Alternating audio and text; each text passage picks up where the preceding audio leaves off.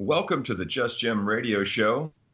We're entering into a new year, a new decade, and yet we're still here to do what we've always done, bring to you some inspiration, information, some ideas and concepts that might have you look at life a little bit differently and take a look at how maybe you could make things a little different in your life. A little more inspiration, a little more fulfillment, a little more fun. And fun's definitely a part of the show. We do that with interviews, discussions, conversations. This morning I'll be having a conversation with Kenneth Stouffer, a longtime friend of mine and spiritual journeyman. We've been doing a lot of interacting and connecting over the years together and have a similar pathway, and have even started talking about collaborating on some things. So grateful to have Kenneth here. He's he's one of those kind of people, one of those real people, had a fantastic moral upbringing, best parents ever. Was involved in athletics, so he learned a lot of his dedication to love and life through that. Had a spiritual awakening in 1985 when he was sent to prison for growing weed. You got to get woken up by something. And 10 years later, interestingly enough, THC came to a different meaning in his life. He built and ran for 6 years the True Heart Center. Really dedicated himself to that in Washington State, and really, helping people and being of service. He spent the next 30 years kind of connecting with spirit, finding his connection to his guides and opening up to them. And in the last 7 years, he's been transferring and transcribing information he's been getting in his inspirational connections to spirit, and has created many volumes of spiritual wisdom from the councils and the larger spiritual collectives he connects with. A third of those volumes are in print and available on Amazon, titled Deeper Thoughts in the Presence of God, volumes 1 through 4. Check them out. They're really, really great work. And then he has a tremendous amount of information he's yet to edit and publish, and we're looking forward to those coming out. He continues his spiritual journey today, continuing to write, travels. He's in from Montana visiting, so we're connecting today, and loves to be out in nature and being of service to others. Welcome to the show, Kenneth. Glad you're here. Yeah, it's a joy to be here.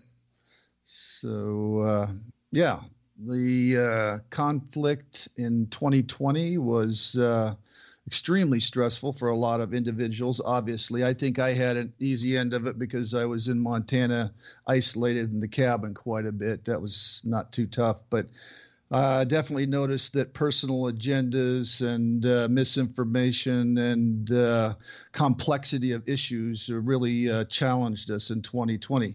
I do not think that that's going to change. I think we're going to continue to have these complex issues, and we're going to have to deal with them, because if we don't deal with them right, they're going to really expand into something that we can't handle if we're not working on it. So I do believe that compassion and understanding are the solution in 2021. There's a whole spectrum of issues, with all kinds of stuff that we're going to have to deal with. That some of them are big, some of them are small. So we have to do some of them internally and some of them in groups. But I think we got a lot of work to do in 2021. I hear you. So we're here looking at compassion over conflict in 2021, being able to look at how we're going to live, how we're going to be, how we're going to show up in our own self, and the way we see things within and with each other and in the world. And so not so much that, we never talk about a solution that you should do on this show, but we definitely are here today realizing that compassion can be a really important piece of the puzzle for 2021 in addressing, like you said, Kenneth, oh my God, there's so many things we could bring to light that are occurring. We just had an election. We've got all kinds of things going on in the news about situations that are occurring, that are spurring and bringing up people's opinions and the way people are communicating. So there's a lot of controversy, a lot of conflict, a lot of different things going on out there. And it's disrupting our ability to be able to, be where we are and feel what we want to feel in our lives. And so, as we do move into 2021, like you said, that's not going to, in fact, it feels like it's beginning to accelerate a bit. Even more importantly, the time to bring compassion into ourselves, into our relationships, our interactions, our lives, and into the world, because we certainly need a way to come together in a different way than we have before. And we know, when we look at conflict, it's kind of like a survival reaction to life instead of a response like compassion is. And so we know that whatever you put out there comes back, or whatever we put out there as a society creates what's going on in the world or in our lives. And conflict can surely bring about some negative energy that disrupts our lives.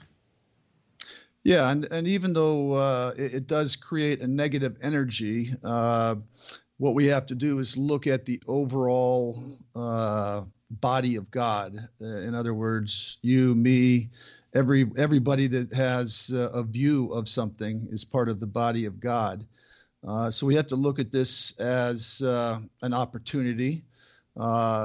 So I think we must recognize that the body of God definitely is all of us. We can't take an opposing view and say, well, that's a bad person. That's that's not part of the body of God. We are all in the, well, you've heard it recently quite a bit. We're all in this together. That's coming from the understanding that we are all functioning together. So that's pretty important to remember when we are deciding how we're going to engage in conflict. If we're going, I mean, now there's definitely opportunities to learn from in conflict, but if we can change it and make it a little bit more compassionate and understanding, then we're going to have a lot more enjoyable outcome and more productive, I believe. Well, we could use some more enjoyable and productive. That's for sure. I know, we're all been isolated and all, in our distancing and all this, our little sort of, ashrams of looking in our spiritual mirrors. And yet, it's hard to, I try to avoid looking at the news, but gosh, it just constantly shows up. And whatever we are, you've heard the song, we say it all the time, we are the world. Everything that each of us are creates the experience all of us do. And so, conflict is just a way to look at how something happens. I mean, it's the something that's different, or where we have different opinions, or maybe it's spurring something within us that's fearful or passionate or purposeful. And so we're wanting to either act out, or from a compassionate place, we can respond to what's going on differently. But it's going to be something that's going to really help us take a look. I find that things like conflict help me, when I find them within myself, to look at a place that, wow, maybe what's going on here? What fear am I having? What doubt am I having? What insecurity am I having that I feel like I have to have conflict rather than be at peace and share my compassion? So, yeah, I hear what you're saying. We can learn lessons. It doesn't make it negative. But we need to, we don't need to do anything. We don't ever tell anybody what to do on this show, but we have the opportunity, like you're saying, to find that place in our heart to do it differently. Yes, definitely. A lot of times what I will do is go into my mass consciousness, or my connection. And a lot of times this will happen in the mornings when I'm doing my writing. And I'll go in and I'll do the writing, and I'm already connected to my counsels. And so at that point, I think, it's much easier to say, well, first of all, what I do is I ask a question, then the question's answered. So that helps me understand what's going on in my visions of conflicts, of what's happening in the world. So it's really good because I'm connected enough to get information and actual guidance, but it keeps me calm, and I realize that what's happening on the other side of it is really, it's part of me too. They remind me of that all the time. that I'm connected. I think we're all connected, whether we know it or not. So you don't have to be in this space where I'm doing my writing to actually come up with those connections and know that you're part of the whole thing, and you need to do some things that are going to solve the problem. Compassion is one of them. I like to think about, as we make our way, no matter where we are, who we are, how we're doing it, how we see it, the whole idea of awareness, consciousness. Everybody's in a different place. It's always perfect. And from wherever you are, whoever you are, or however you are, you can strike a note. You actually do strike a note every time you have a thought or a feeling, or you make a decision, or you act or interact or relate.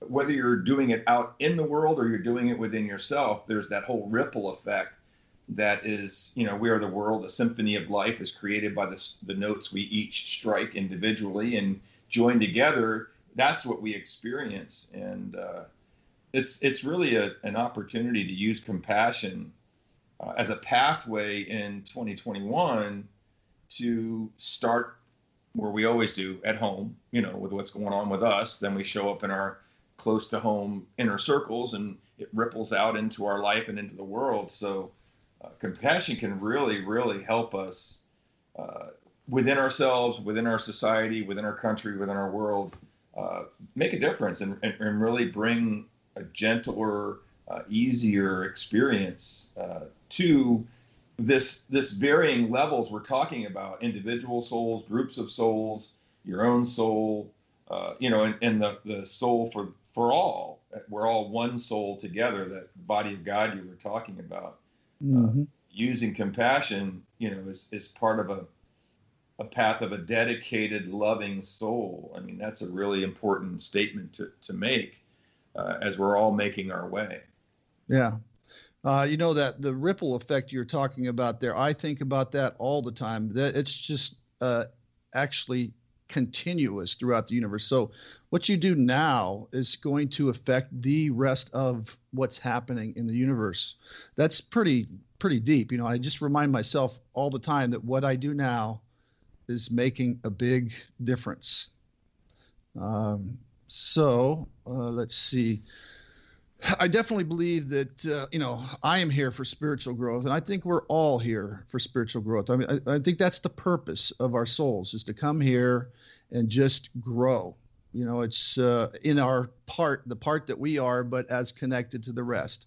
But that's just pretty much what our purpose is here. So how we do that is added into the whole body of God again, and seen on a higher perspective. I think it's really interesting to, stop for a minute. We are sitting here, you and I, coming from a place where we might use meditation or contemplation or introspection or even just quiet time, as I do every day, to just be open to inner knowing, inner guidance.